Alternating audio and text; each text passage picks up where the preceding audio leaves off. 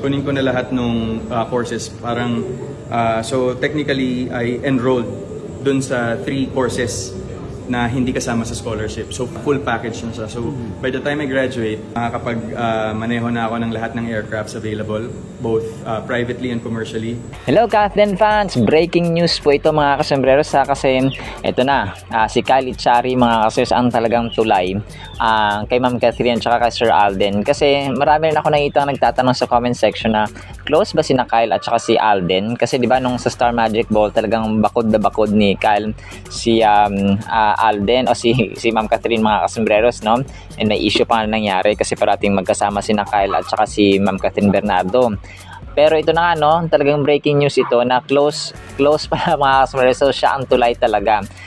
Nagtipon sila kagabi, nag-meet sila mga kasembreros kasi nga merong assembly Philippines mga nagtipon-tipon ang mga ambassadors or endorsers mga kasembreros ng Mihara Yasuhiro na mga sneakers. Kasi si Mihara Yasuhiro mga kasembreros, no, sikat ito na Japanese designer ng mga sapatos at saka ng mga apparels mga kasembreros. So ngayon ko lang din nalaman ito.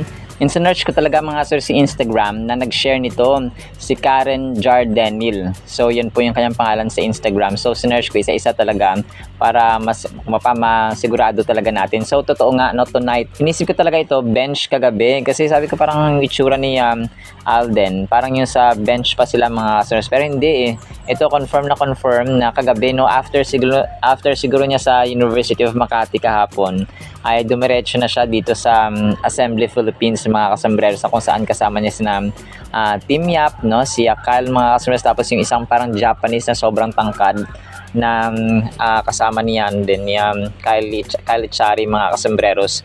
So siguro ano siya, no, part siya ng endorser or a brand po ng shoes or sneakers ni Mihara. So si Mihara Yasuhiro ay isang Japanese designer, no, na sikat din po mga kasembreros. So flex nila yung kanilang mga sneakers, yung mga sapatos mga kasembreros na minomodel kung saan sila po ay model mga kasembreros. So ang kulit, no, ngayon ay natuldukan na yung ating na close sila mga kasembreros.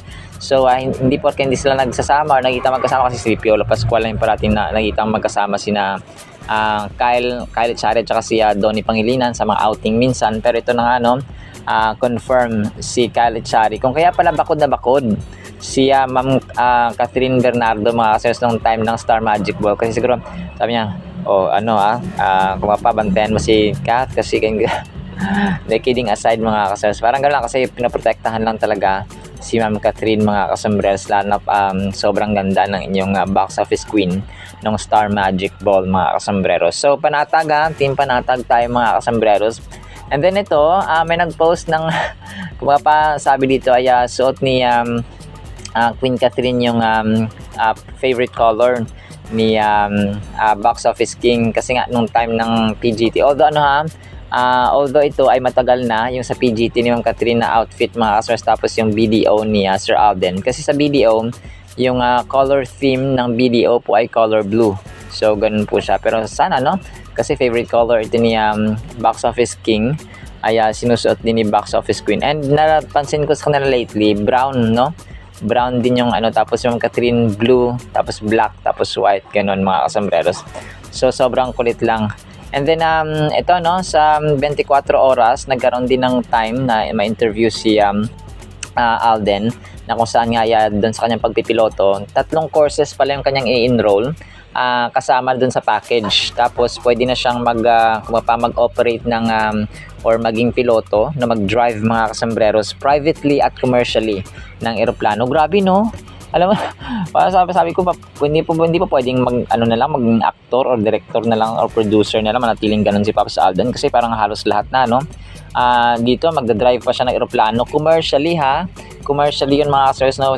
Sabi niya dito nag-enroll siya ng 3 courses, tapos yung mga latest na mga simulators galing sa Amerika, tapos like yung virtual or VR virtual reality na parang yun yung way mga sirs ng pagdadrive, and then yung pag-land niya smoothly kasi 20 years na daw nung aviation group na ininrolan niya mga kasembreros.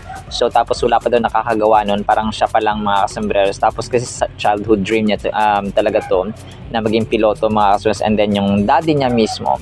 Tapos sinabi niya na sa interview na 2025 ay para naman sa sarili niya.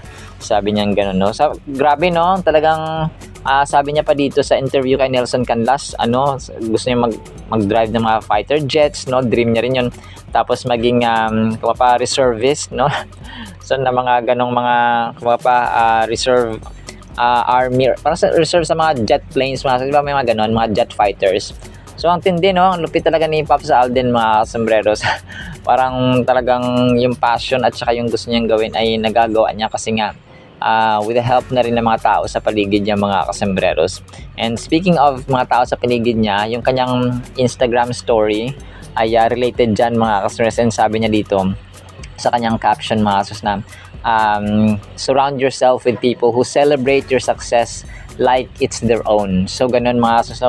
Tapos may dalawang motor dito na sobrang saya nila kasi nga pareho silang na-achieve, mga kasus, at naging successful sa buhay. So tama, no? Kasi may kaibigan ka man minsan, no? Pero may mga tao sa paligid mo na ayaw nilang kumbaga pa makita kang naging successful, and that's very dangerous. Gusto ko nilang hilahin pababa, mga kasembreros. Alright, so yun lamang po sa ating Captain items, pero abang-abang pa kayo kasi meron pa tayong upload. Sana po ay pangin po natin ang Word of God, and this is breaking news po talaga. At para po sa ating Word of God, mga kasembreros, ay sobrang ganda po nito. Ang ating pong title, ang tunay na hinahanap ng Diyos. John 4:24, God is spirit and His worshippers must worship in the spirit and in truth.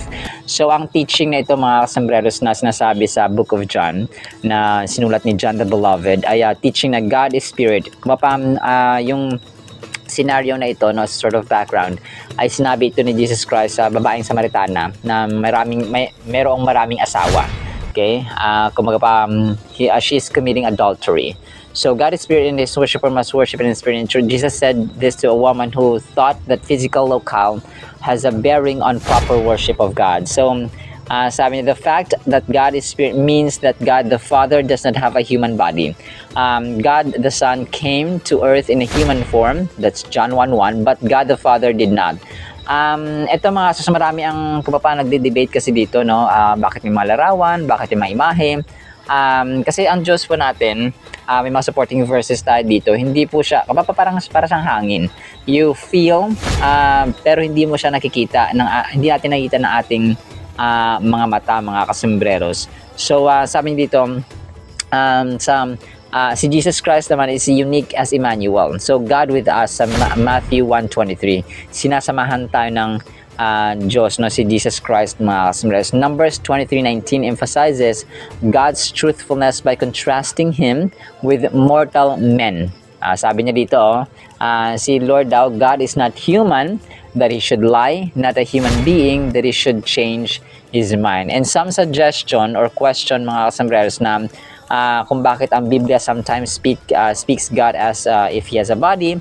For example, no, yung Isaiah 59:1 na mention po dito na God's hands, no, and ear. And then ang second naman is Chronicles 16:9. Sasabihin ito na may eyes, no, may mukha, may mata ang ating Panginoon. Sa Matthew 4:4 naman, puts words in God's mouth. So meron siyang kumapaanyo ng tao. Okay, may bunganga, may mata, may bibig, no, and so on, mga kasembreros. Kasi nga, di ba, nilikha tayo ng Diyos according sa kanyang image. In Deuteronomy 33:27, God has arms. All these verses are examples of anthropomorphism. Okay? Ito po yung a way of describing God with anatomical and or emotional terms so that humans can better understand. Kasi hindi natin parang pag alien, dinescribe natin sila, hindi natin maintindihan, hindi natin mapipicture out, mga kasembreros, kung aling aling parte ng katawan ang ginamit. So ganun po. So ang term po dito is anthropomorphism. Okay? Ito yung pagdi-describe or paglalarawan kay Lord gamit yung anatomical or emotional terms para tayong mga human beings ay maintindihan siya. And the use of anthropomorphism ay para siyang form of figurative language na hindi siya nag-imply ng Diyos, no, bilang meron siyang actual body. Ganon mga kasumberos. No, sobrang kasi indescribable talaga ang Diyos mga kasumberos. No, sa sobrang amazing niya, sa sobrang taas niya, sa sobrang glorified niya, sa sobrang liwanag ng kanyang glory, radiant ang kanyang glory. Sometimes our human words, our worldly words mga kasumberos, even our terms in dictionaries, kung hindi siya matatapatan. So, pero as human, yung sa level natin sa mga tao, mga customers, ay gagamitan natin siya ng human terms. Although we do not know, no, kung ano yung language at words na sinasabi at ginagamit sa heaven, mga customers. To say that God is Spirit is to say that God, the Father, is invisible. Okay? Colossians 1:15, sabi niya ito, calls God the invisible God. So, sa 1 Timothy naman, chapter 1, verse 17, praises God, saying, to the King of ages, immortal, invisible, the only God, be honor and glory forever and ever. So, parang hangin, no? Na nafe-feel natin, pwede nating madama, na mainit or malamig or katamtaman lang, humid. Pero hindi natin pwedeng sabihin na hindi natin nararamdaman or he's not existing, he's not alive, mga customers, he's not powerful. Kasi nadadama natin siya. But invisible lang siya, sabi dito mga customers sa verses natin. Even though God is Spirit, He's also a living, personal being. As such, we can know Him personally. Joshua 3:10, sabi dito, speaks of God in this way, saying, you will know that the living God is among you. And even Psalms 84 verse 2 declares, my heart and flesh sing for joy to the living God. So this is King David. So philosophically, kasi sa philosophy talaga, minsan dito yung God must be a spirit in order to be infinite. Also, so yeah, tama, no? Kasi pag hindi siya, kasi tulad ng hangin, no? Hindi mo pa sabing na may limit siya or may boundary siya mga kasunod kapag nakita natin. So since God is invisible, God is spirit, therefore He is infinite. Okay? That's one manifestation or one proof or one description, mga kasembreros. Also, if God was limited to a physical body, He could not be omnipresent, no? Omnipresent siya, present siya kahit saan. Kahit nasa ilalim ka ng kuweba, nasa ilalim ng dagat, nasa taas sa impapawid, kahit sa Germany ka pa, nasa Netherlands ka pa, kahit nasa Europe, Asia, America, and so on, mga sa Antarctica, kahit saan ka, kaya siya omnipresent. Kung may physical body siya, hindi siya pwedeng maging omnipresent. So, in all places, in all places at once. Ganun po ang omnipresent. Present siya kahit saan. God the Father is not limited to the dimensional restrictions of created things, but can exist in all places at one time. So God is the uncreated first cause that is the powerful behind all other things. So grabe, no? Yung Diyos po natin, mga kasmes, no? This is one proof, another solid. This is another reliable source, mga kasmes, na ang Diyos po natin ay present kahit saan. His omnipotence is not limited by our human minds and human calculations in general. Alright, so now po in the meantime, nawa po ay pagpalain po tayo ng pag-ibig, pananampalataya at pag-asa in the mighty, holy, sweet, magnificent, omnipresent name of the Lord Jesus Christ.